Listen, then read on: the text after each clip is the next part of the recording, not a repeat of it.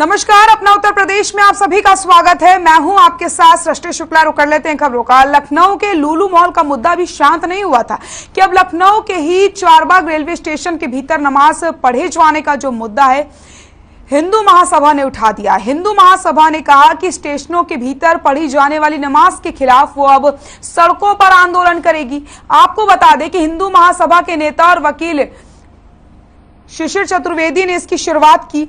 उन्होंने कहा कि वो आज चारबाग रेलवे स्टेशन के अंदर पढ़े जाने वाले नमाज का विरोध करेंगे। शिशिर चतुर्वेदी ने कहा कि आज वो लखनऊ से इसकी शुरुआत कर रहे हैं और वो चारबाग में सीओ जीआरपी से मुलाकात करके इस मामले में आपत्ति दर्ज कराएंगे। तो रेलवे स्टेशन पर नमाज पढ़ी गई, इसका वीडियो सोशल मीडिया पर वायरल हो रहा है। जहां एक तरफ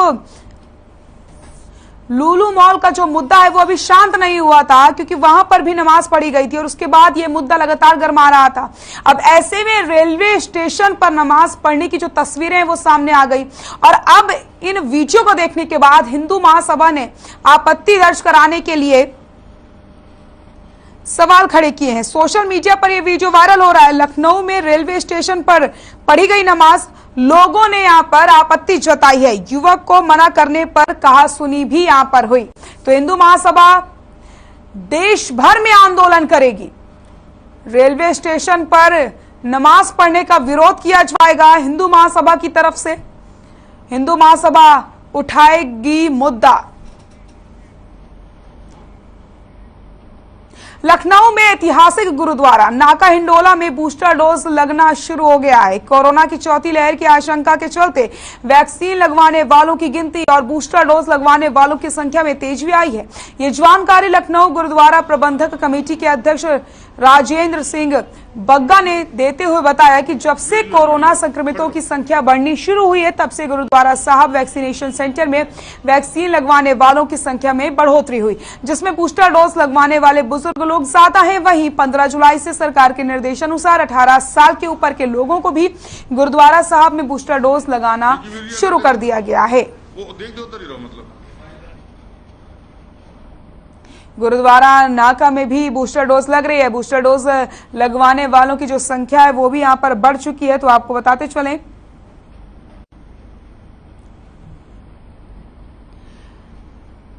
गुरुद्वारा नाका में लग रही है बूस्टर डोज।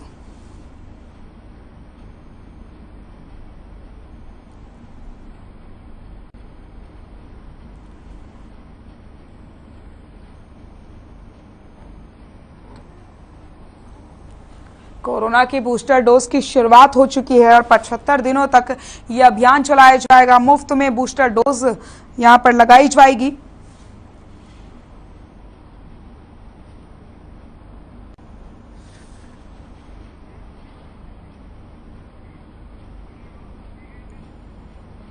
लखनऊ से बड़ी खबर आपको बता देते हैं, जहां पर संपूर्ण समाधान दिवस का आयोजन किया गया है। लखनऊ से इस वक्त की बड़ी खबर, संपूर्ण समाधान दिवस का आयोजन डीएम सूर्यपाल गंगवार पहुंचे। तहसील मोहनलालगंज में कर रहे हैं जन सुनवाई। संपूर्ण समाधान दिवस का आयोजन किया गया। डीएम सूर्यपाल गंगवार पहुंचे हैं तहसील मोहनलालगंज में कर रहे हैं जन सुनवाई। लखनऊ से इस वक्त की बड़ी खबर।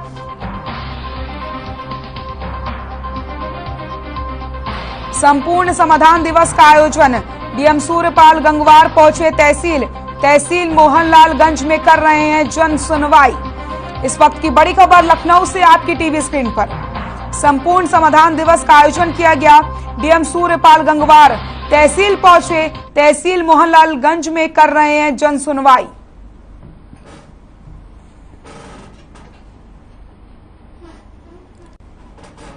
तो ये तस्वीरें आपको दिखा रहे हैं जहां पर संपूर्ण समाधान दिवस का आयोजन किया गया है और यहां पर सारी समस्याओं का समाधान किया जाएगा। तहसील मोहनलालगंज में ये जन सुनवाई हो रही है। डीएम सूर्यपाल गंगवार तहसील पहुंचे हैं। तस्वीरें आपकी टीवी स्क्रीन पर।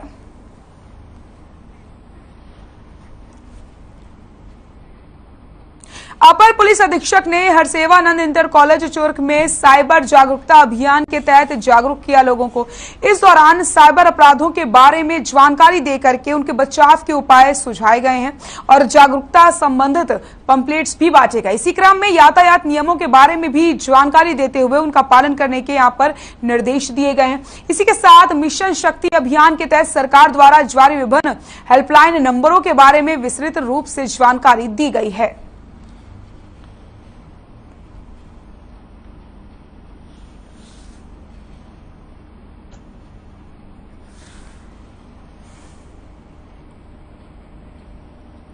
उत्तर प्रदेश में कांवड़ यात्रा में शामिल होने वाले श्रद्धालुओं के लिए पुलिस प्रशासन ने सुरक्षा के कड़े इंतजाम किए, जिसके मद्देनजर कांवड़ियों और श्रद्धालुओं को कांवड़ यात्रा के दौरान आने वाली समस्याओं और शिकायतों के निराकरण हेतु एसएसपी बदायूं ने हेल्पलाइन नंबर जारी किया है।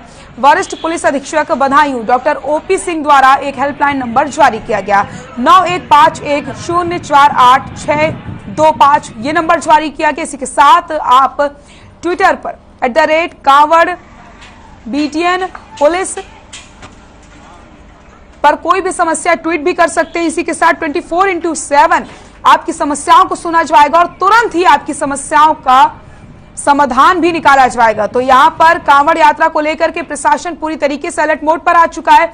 ड्रोन कैमरों से भी नजर रखी जाएगी। तो यहाँ कांवड़ यात्रा की अगर बात की जाए तो सावन का पवित्र महीना शुरू हो चुका है, कांवड़ यात्रा भी प्रारंभ हो चुकी है और ऐसे में अब आपको बताते चले जो प्रशासन है वो पूरी तरीके से यहाँ पर सतर्क हो चुका है और कांवड़ियों की रक्षा के लिए कांवड़ियों को किसी प्रकार की कोई परेशानी ना हो, इसलिए यहाँ पर ड्रोन से नजर रखी जाएगी और हेल्पलाइन नंबर भी यहाँ पर जारी कर दिए गए हैं।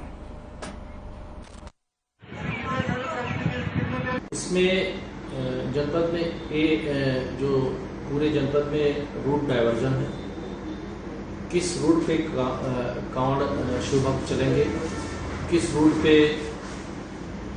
रोडवेज की बसों का अन्य भारी वाहनों का जो यहाँ से जाने वाले हैं वो किस रूट से जाएंगे, किस रूट पे जो है हल्के वाहनों का डायवर्जन होगा।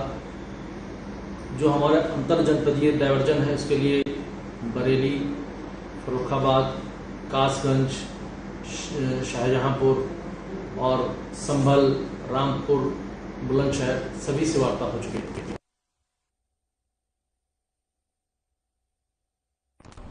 बुलंदशहर से बड़ी खबर आपको बता देते हैं, हिंदूवादी संगठनों ने यहां पर घेराव किया है कोतवाली का। बड़ी खबर आपको बता रहे हैं जहां पर हिंदूवादी संगठनों ने किया कोतवाली का घेराव। सिकंदराबाद कोतवाली का घेराव किया गया है। बीए की छात्रा को बहला फुसला करके ले जाने का ये पूरा मामला था। संदिग्ध परिस्थितियों में लापता हुई थी छात्रा। युवती की बरामदगी न होने से नाराज हिंदूवादी संगठन। युवती की बरामदगी न होने पर थाने पर धरने की चेतावनी भी दी गई है। हिंदूवादी संगठनों ने किया कोतवाली का घेराव। सिकंदराबाद कोतवाली का घेराव किया गया है। बुलंदशहर से बड़ी खबर आपकी टीवी स्क्रीन पर। बीए की छात्रा को बहला फुसला कर ले जाने का ये पूरा मामला। युवती की बरामदगी न होने से हिंदूवादी जो संगठन है वो नाराज नजर आ रहा है और जिसके बाद यहाँ पर आपको बताते चले धरने की चेतावनी भी दे दी गई है। तो युवती की बरामदगी न होने से नाराज हिंदूवादी संगठन। हिंदूवादी संगठनों ने कोतवाली का घेराव किया है। बीए की छात्रा को बहला फुसला कर ले जाने का ये पूरा मामला था। संदिग्ध परिस्थितियों में लापता हुई थी छात्रा। बुलंदशहर से बड़ी खबर। हिंदूवादी संगठनों ने किया कोतवाली का घेराव। सिकंदराबाद कोतवाली का घेराव किया गया। बीए की छात्रा को बहला फुसला कर ले जाने का ये पूरा मामला। संदिग्ध परिस्थितियों में लापता हुई थी छात्रा। युवती की बरामदगी न होने से नाराज हिंदूवादी संगठन। इसी के साथ आपको बता दें थाने में धरने की चेतावनी भी दी गई है।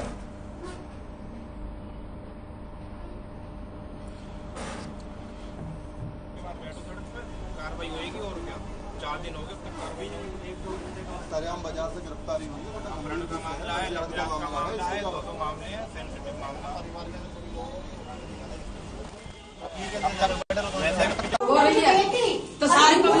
13 तारीख को बाजार के अंदर से मुख्य बाजार के अंदर से एक लड़की को किडनैप कर लिया गया। मामला किडनैपिंग के साथ साथ लव जिहाद से भी जुड़ा हुआ है। 13 तारीख से परिजन चक्कर लगा रहे थाने के कल शाम परसों आश्वासन दिया गया कल के लिए, और कल शाम आज सुबह 10 बजे तक के लिए आश्वासन दिया गया। हम सब लोगों को भी जानकारी हुई है तो आए हैं। अभी 11 बजे भी पुलिस के हाथ बिल्कुल खाली है, कोई उन्होंने बिल्कुल कार्रवाई नहीं करी है। आप सब लोगों की मांग है कि उसमें तत्काल लड़के की गिरफ्तारी। लखनऊ में पुलिस आयुक्त ने थाना कैंट, थाना आशियाना, थाना पीजीआई में पंजीकृत अभियोगों में विवेचकों की ओर से की जा रही लंबित विवेचनाओं की समीक्षा की। समीक्षा के दौरान लंबित विवेचनाएं, लंबित आंशिक विवेचनाएं, राजपत्रित अधिकारियों, थानों और अन्य शाखाओं में लंबित विवेचनाओं आदि बिंदुओं पर बल दिया गया। इसके अलावा पुलिस आयुक्त ने चोरी, नकबजनी की घटनाओं को ध्यान में रखते हुए रात में गश्त बढ़ाने, साथ ही साथ 2 पहिया, 4 पहिया पीआरवी वाहनों का रूट नए तरीके से निर्धारित करके इन अपराधों की रोकथाम के लिए उनका उत्तरदायित्व निर्धारित करने के निर्देश यहां पर दिए हैं। तो आपको बता दें, पुलिस आयुक्त ने समीक्षा बैठक की, लंबित विवेचनाओं की यहां पर समीक्षा की गई है। पुलिस आयुक्त ने यहां पर समीक्षा की, रात में गश्त बढ़ाने के भी निर्देश दे दिए गए और इसी के साथ नए तरीके से रूट अब डिसाइड किए जाएंगे, जिसकी वजह से आपको बताते चले जो अपराधों में रोकथाम कैसे आएगी, इसको लेकर के नए रूट तय करने की भी यहां पर बात रखी गई है।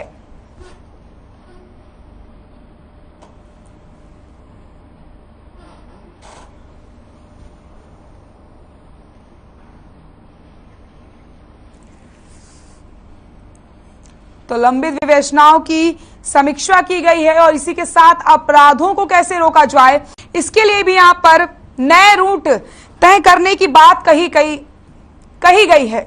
लखनऊ से खबर आपको बता रहे हैं।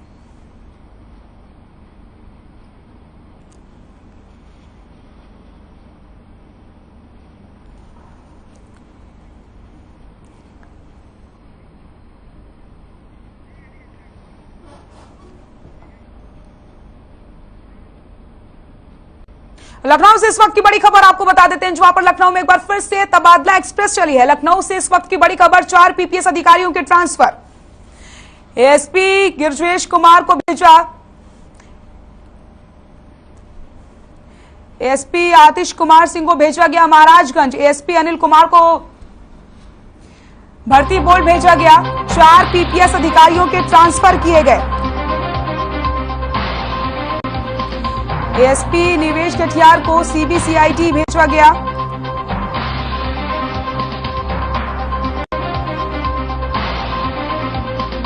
चार पीपीएस अधिकारियों के ट्रांसफर।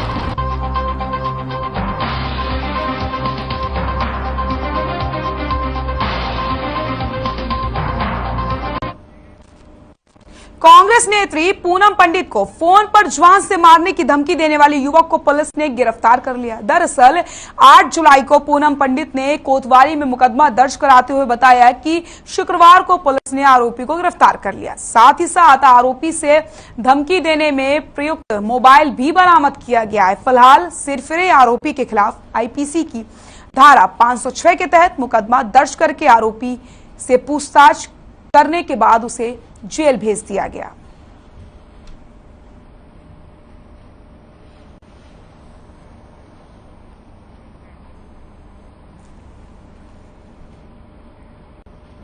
रायबरेली जिले के एहार गांव के पास बालेश्वर मंदिर के पुजारी की पत्नी एक गाय को भोजन कराने के लिए सड़क किनारे आई हुई थी। तभी 2 बाइक सवार बदमाशों ने पुजारी की पत्नी की आंखों में असलहे और मिर्ची डाल करके सोने की चैन लूट करके वो फरार हो गए। वहीं आनन फानन में स्थानीय लोगों ने पुजारी की पत्नी की हालत गंभीर होने पर इलाज के लिए जिला अस्पताल में भर्ती कराया, जिसके बाद आसपास के लोगों ने डायरेक्ट 112 और पुलिस को सूचना दी। वहीं घटना की सूचना मिलते ही मौके पर पहुंचे सीओ महिपाल पाठक ने घटनास्थल की बारीकी से जांच की और आसपास के लोगों से पूछताछ करी, जिसके बाद बदमाशों की धरपकड़ करने के लिए हाईवे पर पुलिस गश्त कर रही है। जल्द ही पुलिस आरोपियों तक पहुंच जाएगी।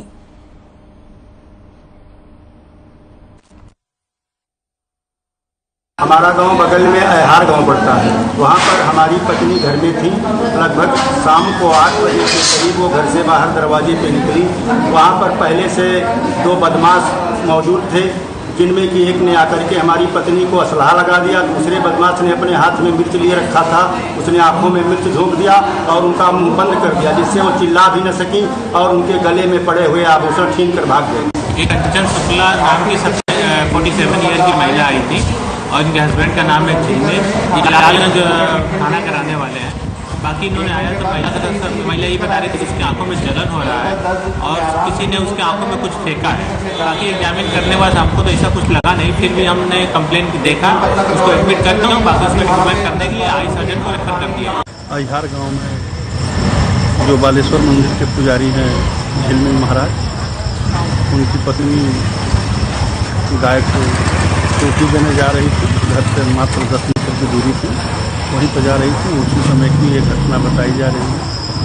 वहाँ पर मैं भी इंस्पेक्टर से भी उनका मुआयना किए हैं, पंडित जी से भी बात किए हैं, तहरीर दे रहे हैं पंडित। लखनऊ से आपको बड़ी खबर बता देते हैं, जहां पर महिला की संदिग्ध परिस्थितियों में मौत का ये पूरा मामला है। परिजनों के ससुराल पक्ष पर आरोप, दहेज के चलते हत्या के आरोप लगाए गए। 8 साल पहले हुई थी महिला की शादी। मृतका की मां ने पुलिस की कार्रवाई पर भी सवाल उठाए। कई बार शिकायत के बाद भी नहीं हुई कार्रवाई।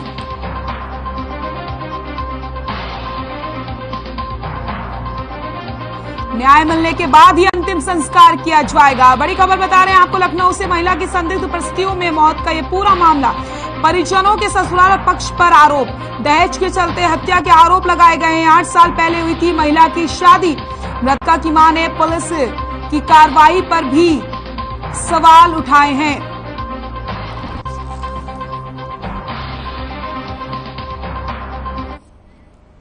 खबर जालौन से है, जहां पीएम नरेंद्र मोदी ने 296 किलोमीटर लंबे बुंदेलखंड एक्सप्रेसवे का उद्घाटन किया। इसी के साथ इस लोकार्पण समारोह में प्रदेश की राज्यपाल आनंदीबेन पटेल, मुख्यमंत्री योगी आदित्यनाथ, डिप्टी सीएम ब्रजेश पाठक और केशव प्रसाद मौर्य समेत अन्य दिग्गज नेता मौजूद रहे। प्रधानमंत्री ने जालौन में जनसभा को संबोधित करते हुए कहा कि दिल्ली मेरठ एक्सप्रेसवे का शिलान्यास और लोकार्पण दोनों हमारी सरकार में हुआ। बुंदेलखंड एक्सप्रेसवे भी इसी का उदाहरण है। इसका काम अगले साल फरवरी में पूरा होना था, लेकिन ये 7 से 8 महीने पहले इस सेवा के लिए तैयार है। हम समय की मर्यादा का पालन कैसे करते हैं, इसके अनगिनत उदाहरण यूपी में है। प्रधानमंत्री ने बिना नाम लिए विपक्ष पर निशाना साधते हुए कहा कि रेवड़ी कल्चर वाले कभी आपके लिए नए एक्सप्रेसवे नहीं बनाएंगे, नए एयरपोर्ट या डिफेंस कॉरिडोर नहीं बनाएंगे। रेवड़ी कल्चर वालों को लगता है कि जनता जनार्दन को मुफ्त की रेवड़ी बांट करके उन्हें खरीद लेंगे। हमें मिलकर उनकी इस सोच को हराना है। हमें बहुत ही प्रसन्नता।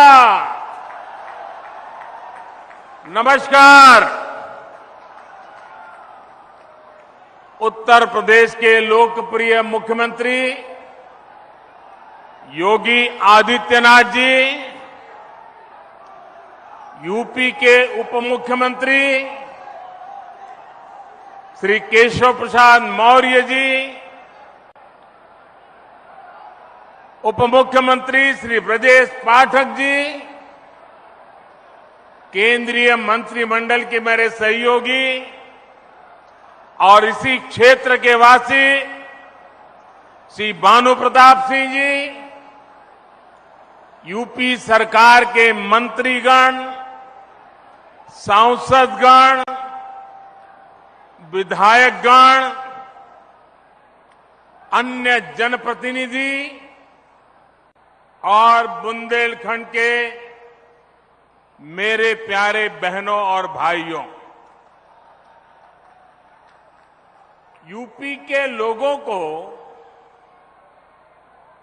बुंदेलखंड के सभी बहनों भाइयों को आधुनिक बुंदेलखंड एक्सप्रेसवे, इसके लिए बहुत बहुत बधाई, बहुत बहुत शुभकामनाएं। ये एक्सप्रेसवे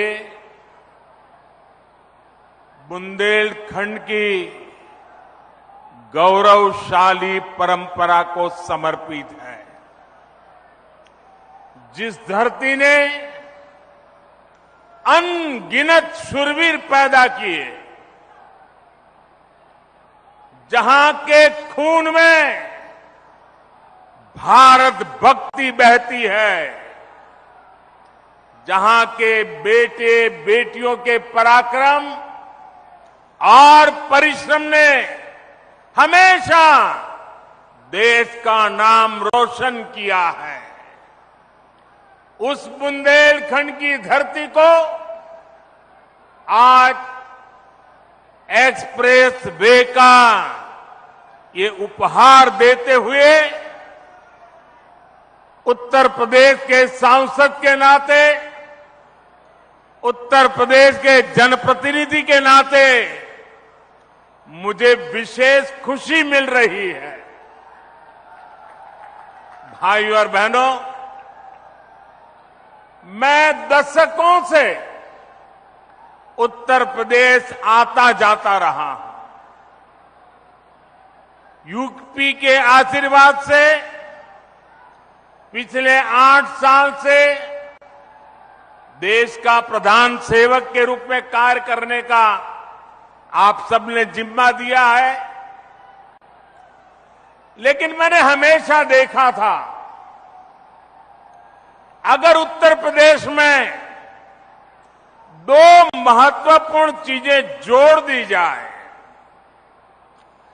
उसकी कमी को अगर पूरा कर दिया जाए, तो उत्तर प्रदेश चुनौतियों को चुनौती देने की बहुत बड़ी ताकत के साथ खड़ा हो जाएगा।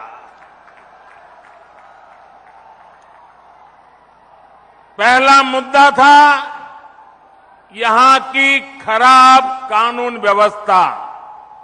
जब मैं पहले की बात कर रहा हूं, क्या हाल था आप जानते हैं। और दूसरी हालत थी हर प्रकार से खराब कनेक्टिविटी। आज उत्तर प्रदेश के लोगों ने मिलकर योगी आदित्यनाथ जी के नेतृत्व में उत्तर प्रदेश की पूरी तस्वीर बदल दी है।